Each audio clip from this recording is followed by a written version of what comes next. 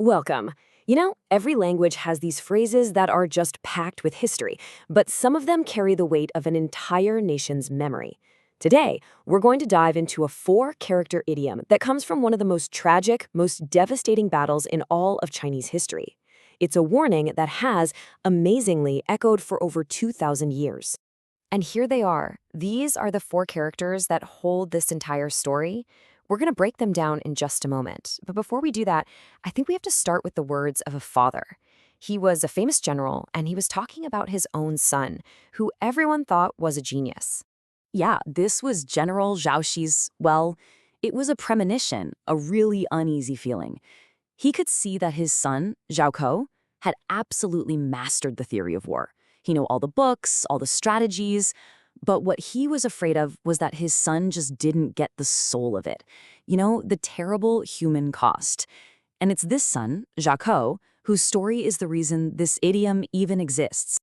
Okay, so let's look at this one character at a time. The first one is pronounced zhì, and it means paper, a scroll, basically the written word. Next up, we have shàng. This one's pretty simple. It means on, or upon the surface of something.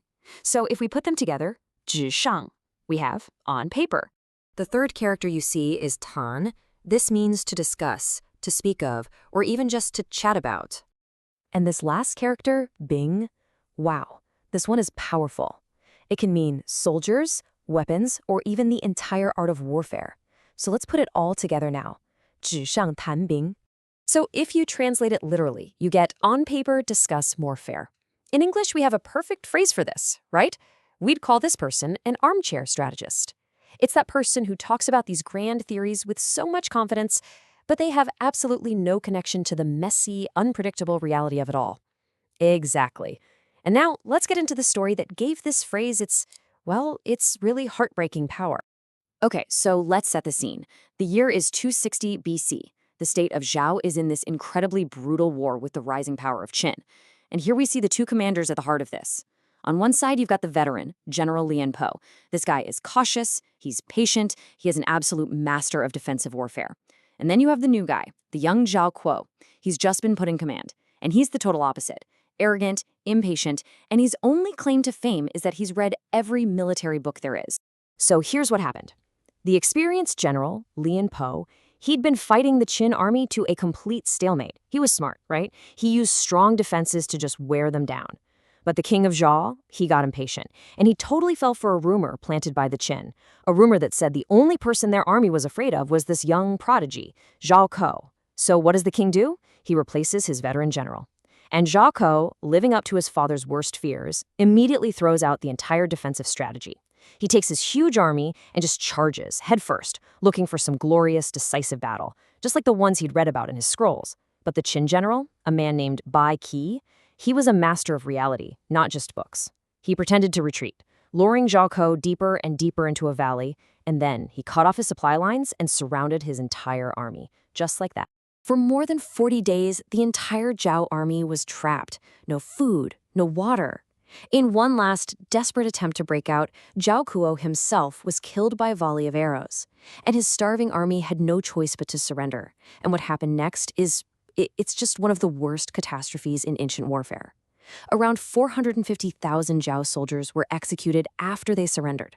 An entire generation was just gone, all because one commander couldn't tell the difference between a map and the actual muddy, bloody battlefield. And that brings us right back to those four characters, 纸上谈兵, talking about war on paper. Yeah, the phrase became this permanent scar in the Chinese language. It's like a memorial to this awful lesson that all the brilliant theories in the world mean absolutely nothing when they smash up against the hard ground of reality.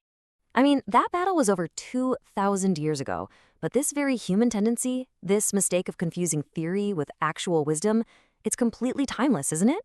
It really is. So let's think about that. Where do we still see these paper tactics in our world today? Well, you see it all the time in business, right? That perfect business plan that looks amazing on paper but fails the second it meets a real customer. Oh, absolutely. Or think about government policies. Maybe a new program designed by experts in an office who have never once spoken to the actual people it's supposed to help. You see it in leadership, too. That manager who can quote all the latest leadership books but has zero actual empathy for their team. And I think maybe most personally, we see it anytime someone gives really confident advice about a struggle they've only read about but have never, ever had to live through themselves. Learn Chinese one story at a time.